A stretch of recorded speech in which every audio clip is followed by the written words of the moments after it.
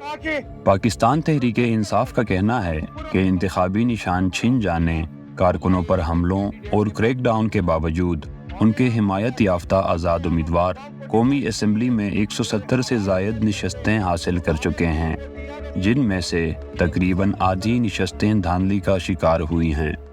Returning अफसर ने या रिटर्निंग अफसरान ने उन नताइज के साथ जो खिलवाड़ किया है, इन्होंने पाकिस्तान के मुस्तकबिल और पाकिस्तान में सियासत और जमहूरियत के मुस्तकबिल को दायमी तौर पे ख़तरे से हमकिनार किया। क्योंकि अगर आज 1,11,000 से रिटर्निंग ऑफिसर 1100 बना सकता है, तो कल अवाम के पास कौन जाएगा?